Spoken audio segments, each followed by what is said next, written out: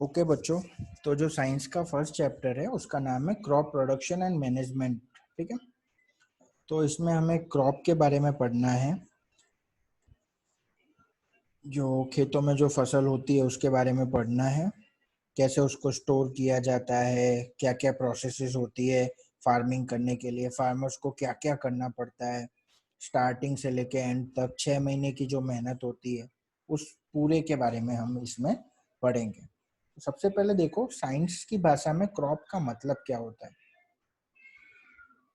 So crop का मतलब होता है plant of same kind that are grown and cultivated as a source of food in a large cultivable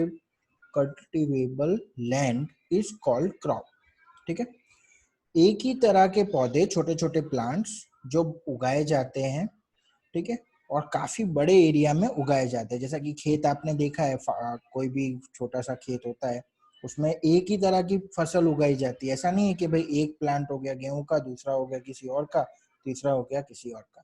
तो एक खेत में काफी सारी जमीन पर एक ही तरह के प्लांट्स जो उगाए जाते हैं उसे क्रॉप कहते हैं। ठीक है, एक गेहूं का प्लांट आपने उगा दिया तो उसे गेहूं की क्रॉप नहीं कह दोगे आप। ठीक है, तो ये हो गया क्रॉप की डेफिनेशन। क्रॉप जो होती है, टाइप ऑफ क्रॉप्स, तो हमारे देश में बेसिकली दो पार्ट में क्रॉप को बांटा गया है, एक रबी क्रॉप और एक खरीफ क्रॉप। तो क्या होती है रबी क्रॉप? तो ऐसी crop which are grown in winter season, जो सर्दियों में उगाई जाती है। अभी सर्दियों में जो उगाई जाती हैं जो ज्यादातर क्रॉप्स, ठीक है, वो अक्टूबर से लेके मार्च महीने तक, अक्टूबर से लेके नवंबर, अक्टूबर और नवंबर में उनको उगा दिया जाता है। और उनको जब हार्वेस्ट किया जाता है यानी कटिंग वगैरह की जाती है, वो मार्च या अप्रैल तक कर दी जाती है। तो वैसी क्रॉप्स को रबी क्रॉप कहते हैं। ठीक है, रबी क्रॉप के और मैं एग्जांपल आपको बताऊंगा। रबी क्रॉप्स, ठीक है, जैसे ये रहा रबी क्रॉप, तो अभी इसके कुछ एग्जांपल्स दिखाऊंगा मैं आपको। हाँ, तो रबी क्रॉप जो होती है उसमें वीट आता है, ग्राम आता है, पीज आता है, बार्ली, ये सब जो है ये रबी क्रॉप्स है। ठीक है, वहीं खरीफ क्रॉप जो होती है वो रेनी सीजन में उगाई जाती है। अभी रेनी सीजन में उगाने का कारण क्या है? क्योंकि उनको ज्यादा पानी चाहिए होता है। ठीक है, तो गर्मियों मार्च या अप्रैल में जब हम रबी क्रॉप को हार्वेस्ट कर लेते हैं तो उसके बाद मई मंथ छोड़ दो तो अप्रैल, जून और जुलाई, ये देखिए, crop which are sown in the rainy season from July, यानी जून जुलाई में जो उसको उगाया जाता है, खेतों में डाले जाते हैं बीज, और अक्टूबर और नवंबर तक उसको हार्वेस्ट कर लिया जाता है यानी कटाई हो जाती है उसकी। वैसी क्रॉप को खरीफ क्रॉप कहते हैं। ठीक है, दो तरह की क्रॉप होती है हमारे देश में। अभी खेती करने से पहले, क्रॉप को उगाने से पहले कुछ प्रोसेसेस होती है जिनसे जो किसान को करनी पड़ती है, खेतों में जो चीजें करनी पड़ती है। जैसा पहला है प्रिपरेशन ऑफ सॉइल। सॉइल को प्रिपेयर करना पड़ता है खेती के लिए। ठीक है, तो क्या होता है preparation of soil? Preparation of soil is the first step in cultivating crop for the food production. ठीक है, ये पहली स्टेप होती है क्रॉप उगाने की खेतों में। ठीक है, soil is prepared for sowing the seed from the crop. Soil is prepared for sowing the seed. Okay, so soil is prepared for sowing the seed of the crop. ठीक है, सॉइल को उस तरह से, पता है, ट्रैक्टर से हल चलाया जाता है उसमें सॉइल में, वो प्रिपरेशन ऑफ सॉइल की ही प्रोसेस होती है। ठीक है, this is carried out using various processes and tool. हल चलाया जाता है बैलों के द्वारा, अब ट्रैक्टर्स आ गए, नई नई डिवाइस आ गई है, उसके द्वारा मिट्टी को पहले तैयार किया जाता है खेती के लिए। ठीक है, टीलिंग और प्लगिंग। टीलिंग और प्लगिंग का क्या मतलब है? अभी देखो, खेतों में जो हल चलाने की बात मैं कर रहा था ना, the process of loosening and turning the soil is called tilling और ploughing. It is done by using plough. ठीक है, ये देखो, टीलिंग का मतलब मैं आपको बताता हूँ।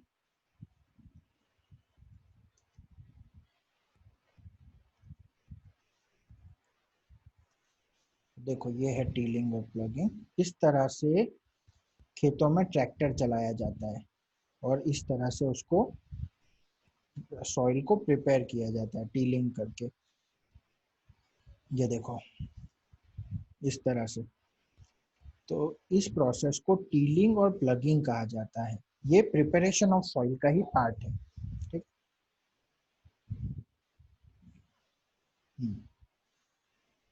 प्लग जो हल होता है, it is a device that is used by farmer for various different purposes such as adding of fertilizer, tilling, loosening of soil. जो अभी मैं ये जो प्रोसेसेस दिखा रहा था ना, ये सब प्लग के द्वारा किया जाता है। ओके, हल कहते हैं जिसे हिंदी में। The plough share is a triangular iron strip. ये एक ट्रायंगल के आयरन स्ट्रिप होती है ट्रायंगल शेप की। ठीक है।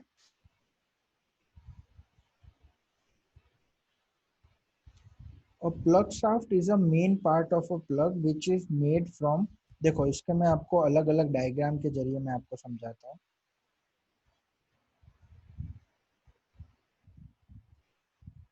ये देखो, ठीक है। ये इसमें आप देखोगे ध्यान से तो सारा समझ में आएगा। ये label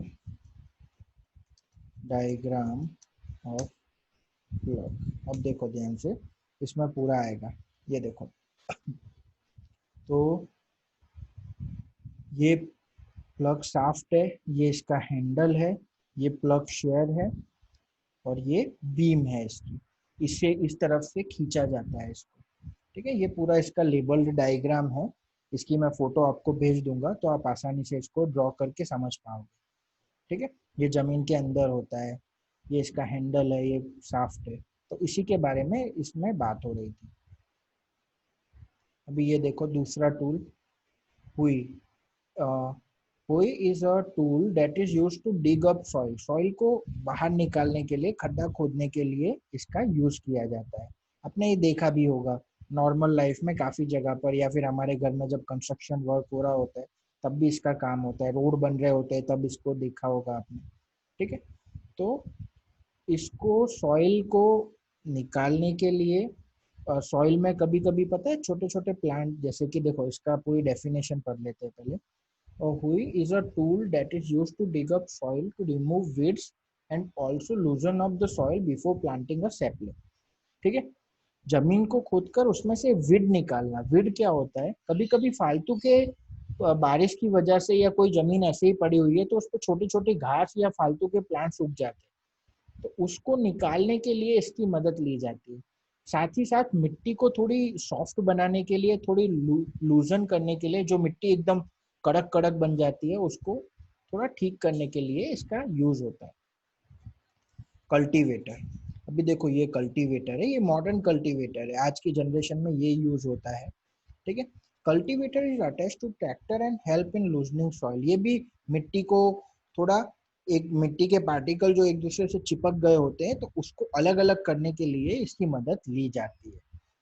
cultivator are used instead of plough since they are faster. ठीक है। ये सब हम प्रिपरेशन ऑफ सॉइल ही कर रहे हैं, अलग अलग चीजों की मदद से ये हो सकता है उसके बारे में बताया जा रहा है। कल्टीवेटर एक मॉडर्न डिवाइस है, जो पुराने जमाने में हल यूज होते थे ना, उसकी जगह पर ये यूज होता है आज के जनरेशन में। ठीक है।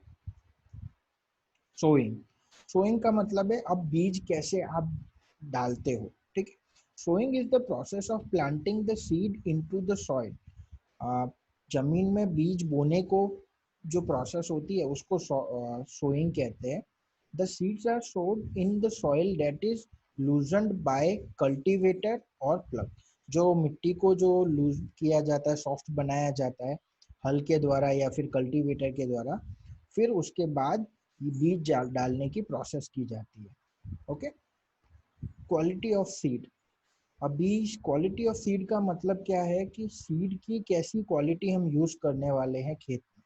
ठीक है। जितना अच्छा सीड होगा उतना ही अच्छा उसका प्लांट होगा। ठीक है। जैसे जितना अच्छा हम खाना खाएंगे उतना ही अच्छा हमारी हेल्थ होगी, ठीक वैसे ही सीड की क्वालिटी जितनी अच्छी होगी उतनी ही अच्छी क्रॉप होगी। ठीक है। जैसे फर्स्ट पॉइंट है, quality of seed is an important factor that determines the crop yield. ठीक है। जितनी जैसा कि मैंने अभी बोला आपको, जितनी अच्छी बीज की क्वालिटी होगी उतना ही अच्छा उसका जो क्रॉप होगा, बाद में प्रोडक्शन होगा, उतना ही अच्छा होगा। इसलिए selection of good seed is done by putting the seed in water. ठीक है।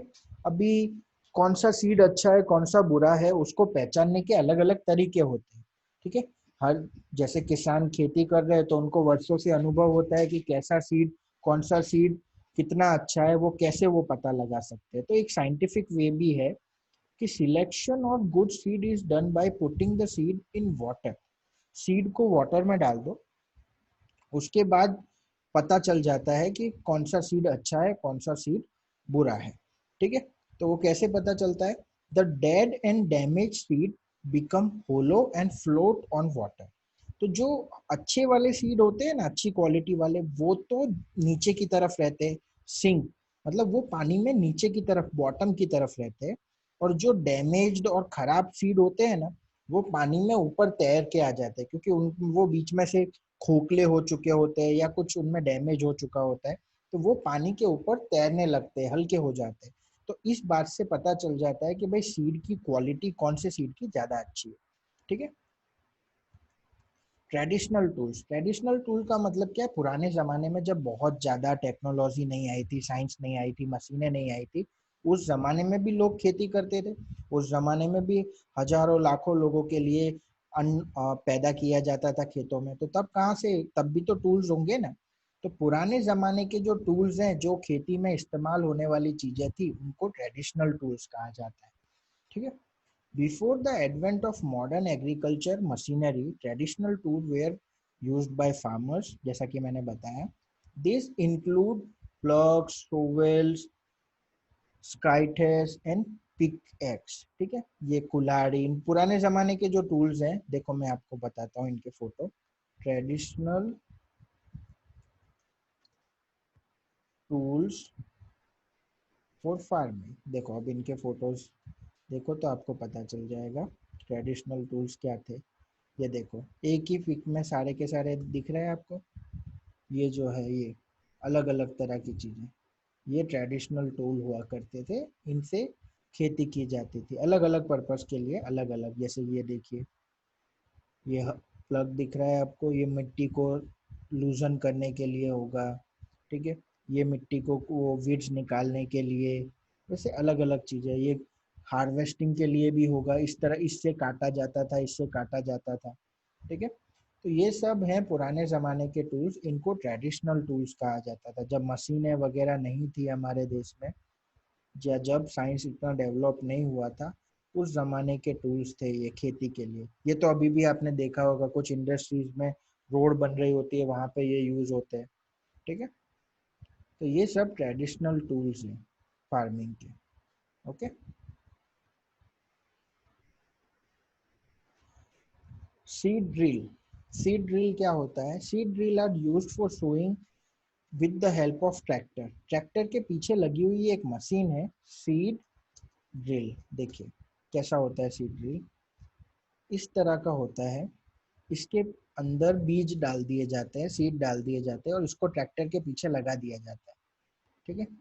इसको ट्रैक्टर के पीछे लगा दिया जाता है। जैसा कि ये देखो, पाइप्स आपको दिख रहे हैं, यहाँ सीड रख दिए जाते हैं, और इन पाइप्स की मदद से ट्रैक्टर के द्वारा ये सीड खेतों में डाल सकते हैं। अब आप कहोगे कि सर ये तो हाथों से भी डाल सकते थे, इतनी मेहनत या ट्रैक्टर क्या पेट्रोल डीजल बर्बाद करने की क्या जरूरत थी? तो उसका कारण ये है कि देखो इनकी एग्जैक्ट पोजीशन। ठीक है। तो इस मशीन को यूज करने से क्या होता है पता है? वो सीड जो है ना, एक प्रॉपर प्लेस पर ही जाता है, एक स्ट्रेट लाइन में सारे सीड जाते हैं, जिससे उनको मैनेज करना आसान हो जाता है, उनको न्यूट्रिएंट्स इक्वल है। अभी एक जगह ऐसी है जहाँ पे बहुत सारे सीड गिर गए, और एक जगह ऐसी है जहाँ पर कोई सीड ही नहीं है। तो जहाँ पे बहुत सारे सीड होंगे, वो जमीन में से सारे मिनरल वाटर सब कुछ पहले ले लेंगे। ठीक है। एक ही जगह पर है तो आधों को ठीक से मिल पाएगा, आधों को ठीक से नहीं मिल पाएगा। और कुछ जगह पे दो चार सीढ़ी पड़े है, बहुत सारी जमीन खाली पड़ी है, तो वहां पर वो जमीन के न्यूट्रिएंट्स वेस्ट हो गए। तो फसल अच्छे से उग पाए, सभी प्लांट्स को इक्वल अमाउंट में वाटर मिल सके, मिनरल मिल सके, इसके लिए सीड ड्रिल का होना बहुत जरूरी है आज की जनरेशन में। ठीक है, it ensure that seed are sown uniformly. देखो ये वाला पॉइंट, सीड का जो डिस्टेंस हो, एक सीड जो हमने बोया उसके बाद दूसरे सीड का जो डिस्टेंस होता है वो यूनिफॉर्म हो। ठीक है, एक ही स्ट्रेट लाइन में हो, पर्टिकुलर गहराई पर वो हो।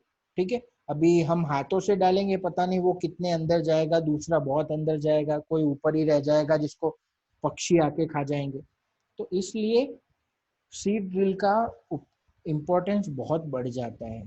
ठीक है, नर्सरी। अभी नर्सरी क्या होता है, ध्यान से देखो। नर्सरी वो बचपन में हम जब फर्स्ट स्टैंडर्ड सबसे पहले स्कूल जाते हैं तो वो क्लास को भी नर्सरी कहते हैं। बट यहाँ नर्सरी का मतलब क्या है साइंस की भाषा में? Nursery is a place where young plants and trees are grown for planting elsewhere. ठीक है, नर्सरी में छोटे छोटे पौधे, जहाँ से पता है हम पौधे खरीद खरीद के लाते हैं अपने घरों में। एक रोड रोड के साइड में बहुत सारे पेड़ों की दुकान होती है, उसे ही नर्सरी कहते हैं। वहाँ छोटे छोटे प्लांट्स और उनके सैपलिंग को रखा जाता है ताकि उनको फिर कहीं और ले जाकर उगाया जा सके। ठीक है, nursery act as a repository of sapling. ठीक है, वो एक दुकान की तरह होती है। Germination of seed. अभी जर्मिनेशन ऑफ सीड का क्या मतलब होता है? Germination of seed happens when seed को जब आपने जमीन में डाल दिया, पानी दे दिया, अब धीरे धीरे उसका ग्रोथ शुरू होता है, धीरे धीरे वो बड़ा होता है, पहले जमीन से निकलता है। तो जर्मिनेशन का देखो एक डायग्राम के जरिए मैं आपको बताता हूँ। जर्मिनेशन ऑफ सीड, इसका डायग्राम आपको दिखाता हूँ मैं, तो आपको बहुत अच्छे से समझ में आएगा। इस तरह से ग्रोथ होता है प्लांट का। पहले सीड होता है, ठीक है, धीरे धीरे उस सीड में से एम्ब्रॉय, एक छोटा सा बेबी प्लांट निकलता है।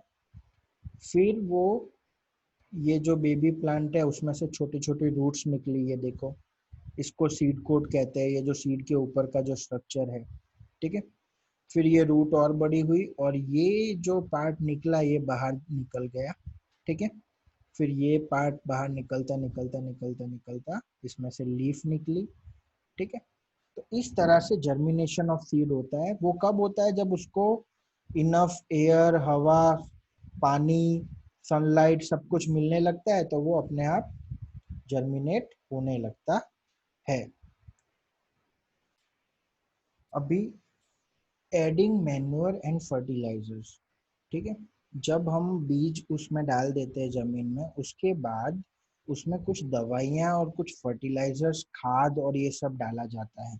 ठीक है, जिससे क्या होता है, मिट्टी को जो चीजें चाहिए, जो पोषक तत्व चाहिए, जैसे कि हम अच्छा अच्छा खाना खाते हैं जिससे हमें एनर्जी मिलती है, न्यूट्रिएंट्स मिलती है, विटामिन, फैट्स, ये सब मिलता है। वैसे ही कुछ मिनरल्स चाहिए होते हैं मिट्टी को जिससे प्लांट अच्छी तरह ग्रो हो सके।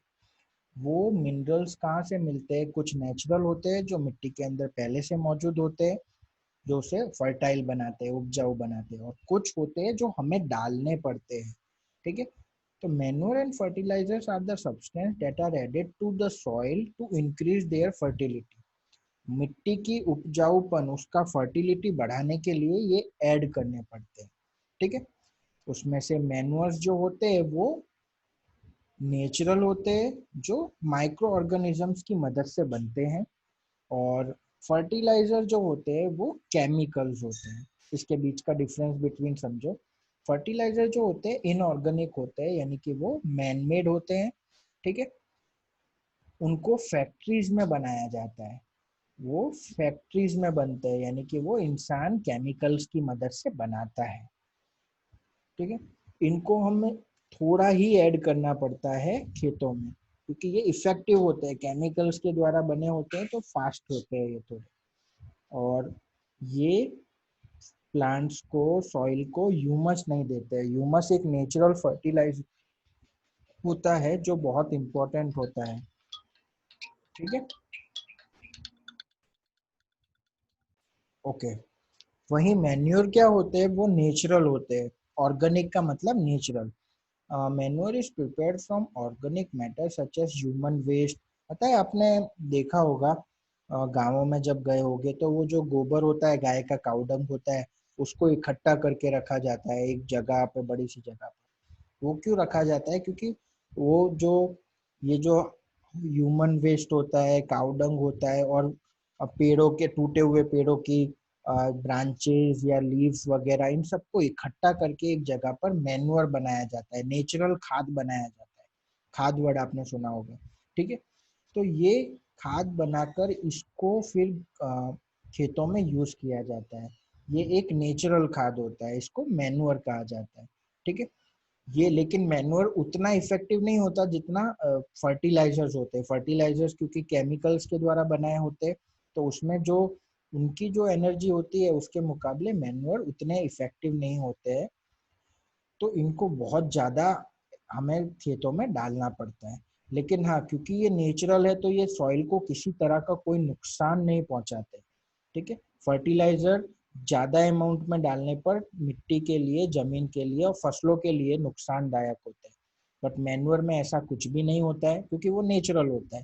प्लस वो ह्यूमस प्रोवाइड करता है मिट्टी को, यानी मिट्टी को मैन्योर जब हम यूज करते हैं तो मिट्टी की फर्टिलिटी बढ़ती जाती है, बढ़ती जाती है। वहीं फर्टिलाइजर्स जो होते हैं वो मिट्टी की फर्टिलिटी दिन पे दिन कम करते जाते हैं, ठीक है। जैसे कि देखो अभी लिखा हुआ है डिसएडवांटेजेस ऑफ यूजिंग फर्टिलाइजर। तो फर्टिलाइजर ज्यादा यूज करने से क्या होता है? Excessive use of fertilizer can cause pollution. Pollution भी होता है उससे। अब किस तरह का पॉल्यूशन होता है? जो क्रॉप होती है वो तो पॉल्यूटेड होती है क्योंकि उस पर अलग अलग दवाइयां हमने डाल दी है। उसके अलावा जब बारिश आती है या कुछ आती है तो वो फर्टिलाइजर जब खेतों में होते हैं तो पानी के सहारे वो पानी बहता हुआ हमारे पूरे गांव में भी बह जाता है, जिससे वाटर पॉल्यूशन क्रिएट होता है। और वही फर्टिलाइजर्स जब कहीं पे पड़े रहते हैं काफी समय के लिए तो वो मिट्टी को भी खराब करते हैं, जमीन को भी खराब करते हैं, ठीक। उसके अलावा it can also change pH of the soil in certain rare cases. PH of soil क्या होता है?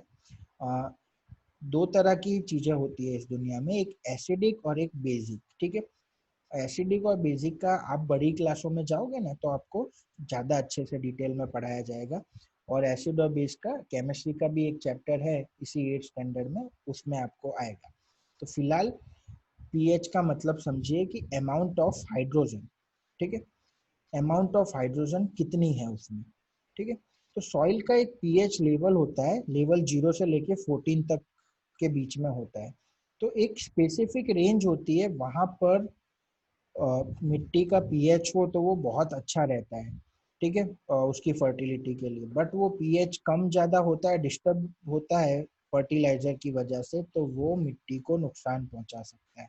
और ये फाइनल है कि अगर हम फर्टिलाइजर यूज कर रहे हैं तो हमारी मिट्टी का पीएच बिगड़ेगा ही। जैसे कि देखिए pH of suitable pH for soil कितना होता है, आप देखिए।